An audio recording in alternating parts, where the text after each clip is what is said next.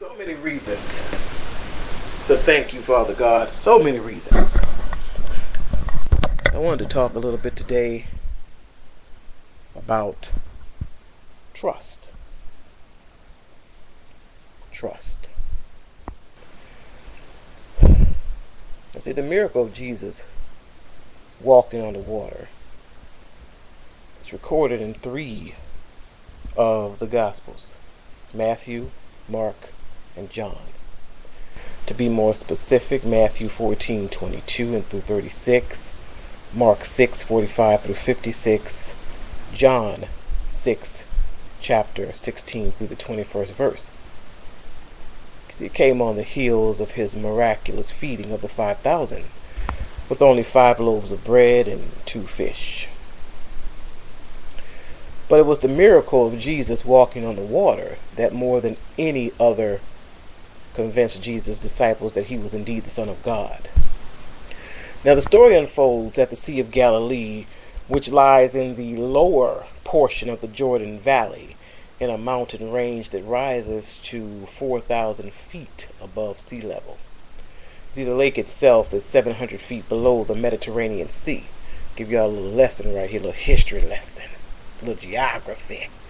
You see, one of the more noteworthy aspects of this body of water is that it is greatly susceptible to sudden and extremely violent storms. You see, now these storms are caused by the cold air rushing down from the mountains surrounding it, colliding with the warm, moist air rising off the surface of the water itself. You see, that's how hurricanes form, and that's what we're getting ready to deal with right now.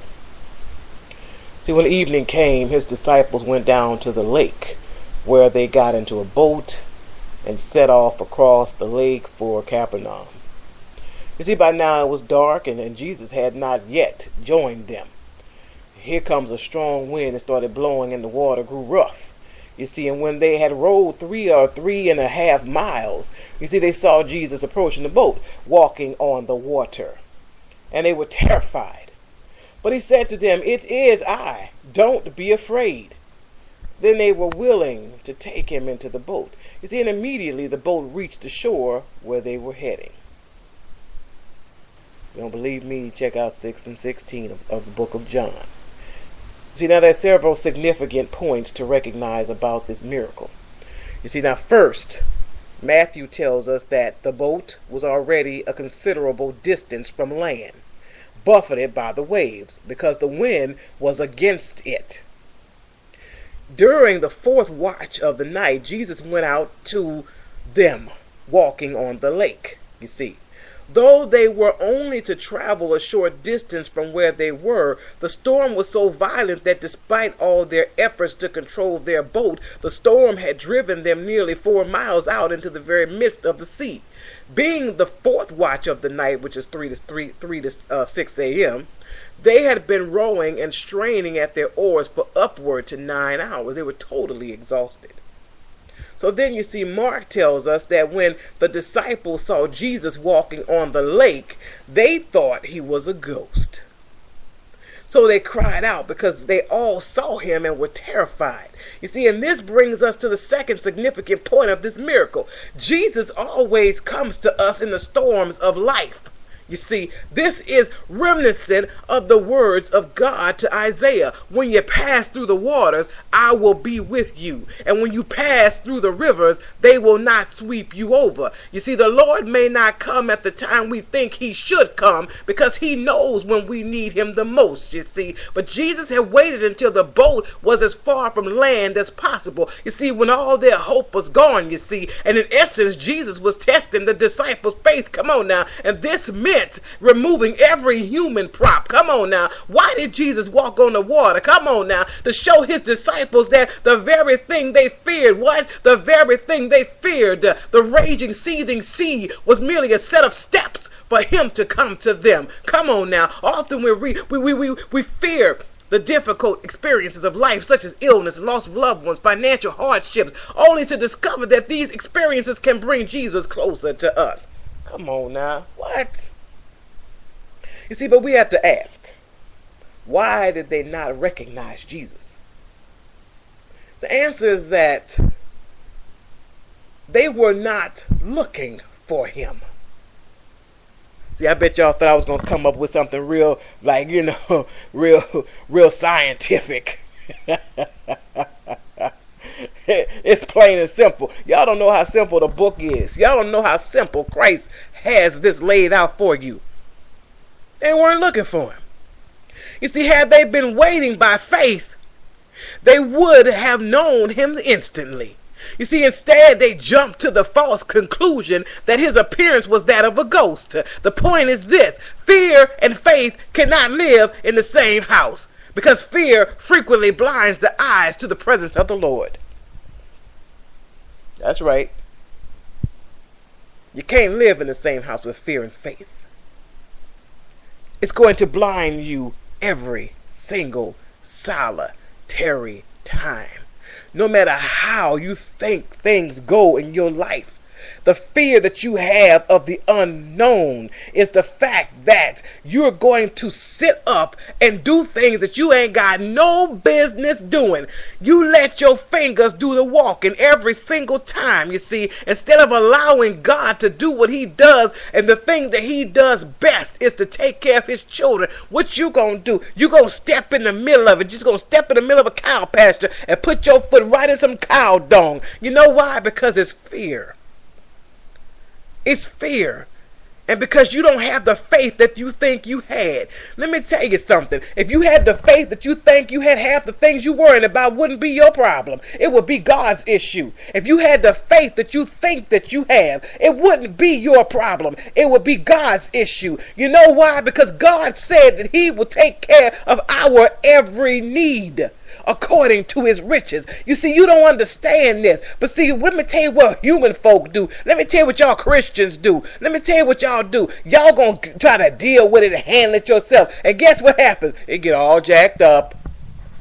It's all jacked up. It's all turned around. It's all messed up. All because you thought you had it put on the mighty, mighty robe. No. No. No. You need to let it go. And you need to do what God asked you to do, and that's believe in him. Believe in him. It's just that simple. I don't have no book of remedies, but I do what God asked me to do, and it's deliver a message. You see, let me tell you something. See, I'm fired up this Sunday. I'm going to tell you why. You see, I got several notes within the past 2 weeks telling me, oh, you know what, you was talking about me when you said so-and-so. I know you was talking about me when you was talking about thus and so. Well, let me ask you a question. I don't even know you, so how am I talking about you? And again, like I say every week, if the big old shoe fit, put that bad boy on and tie it up, lace up and wear it well. And stop sending me notes about what you think I should be doing. I'm one of God's children. I'm going to do what he asked me to do every single solitary week. And if you got a problem with it, then you need to pray on that and let it go. If you got a problem with what I'm saying, and if it's applying to you, then you need to live with your situation. You need to work with your situation. You need to tell God to help you out with your situation. Don't sit there and come blaming me about something that I'm saying is clearly in the Bible. If you got a problem with what I got to say, first of all, you can do two things. You can ask God to help you with your situation, or you can click on the power button and you won't hear me. That's how that goes. That's how that goes. You know, my whole issue was this, and I was very close to shutting down this ministry. I said, you know what, maybe it's not for me. Maybe it's not for me, because maybe I'm doing some things that I'm not supposed to be doing. I got on my knees and I said, Lord, guide me. Guide me in this situation right here. Guide me in this situation. And you know what God said? He said, you know what, you're doing just what I asked you to do. Whether people like it or not, you're doing what I'm asking you to do. And as long as you're doing what I'm asking you to do, then you got my blessings. So guess what? Whoever else got a problem with it, sorry. If you got a problem the way I live my life, the way I'm running this ministry, I'm sorry. God bless you. Keep it moving. Because I'm going to do what he asked me to do every single solitary time. Because guess what? Y'all can't, none of y'all living on this earth can put me where I need to be with Christ. When I leave this earth, y'all ain't going with me. And let me tell you, that's the problem with human beings today. You're too far up into the world. You're too worldly. You need to get your minds right and stop worrying about whether somebody always talking about you. You're not that important to me. Let's just get that straight now. I'm doing what God asked me to do. The importance of this ministry is to deliver a message and to deliver it correctly. Now, if it's stepping on some toes, hey, I can't even apologize, because if the truth hurts. So I said truth. I'm going to talk about truth. Truth. This ministry is growing by leaps and bounds. The numbers are beautiful, astronomical, which says that we are touching lives every single solitary week. Then one or two or three that got a problem with me, you don't need to be listening. Maybe this is not for you. You see, now, we have to understand, when you don't recognize Jesus, it's because you're not looking for him. If you don't recognize him, family, it's because you're simply not looking for him. Now, you see, the third significant point is that Jesus proved himself to be in command of the elements. You see, something only God can do. You see, he revealed this truth to the disciples, who recognized his divinity and responded with a confession of faith in Jesus as God and their worship of him. You see, and when they climbed into the boat, the wind died down. Yes, it died down. Then those who were in the boat worshipped him, saying, "Truly you are the Son of God." You see, this was the first time Jesus was called the Son of God by the disciples, which in fact built on what they had said earlier about him. What kind of man is this? What kind of man is this? You see, even the winds and the waves obey him. Here they answer their own questions. Truly, you are the Son of God, because the winds and the waves obey him. Can't nobody walking on this earth do that. Can't nobody walking on this earth do that. Do you need forgiveness from humans? No, you don't. You need forgiveness from the Holy Father of God. That's what matters. You see, people got it twisted. You see, folks got it twisted. See, I will never forgive you. I will never forgive. You don't have to, because God has.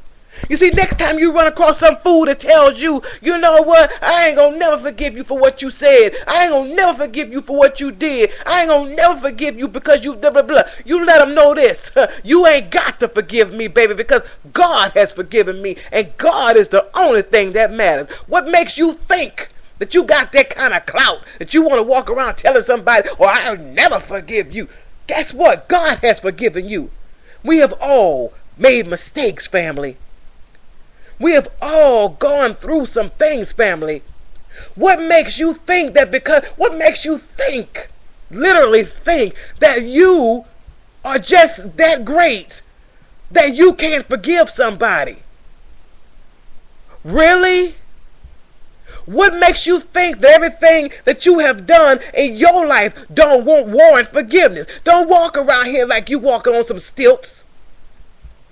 Don't walk around here like you got it going on just that tough that you can't tell somebody, "Well, you know what, I ain't forgiving you." What? Who are you? Family, next time somebody tells you that, "You know what, I can forgive you, but I'll never forget." Guess what? You ain't God, so you don't need to. That's what you tell them.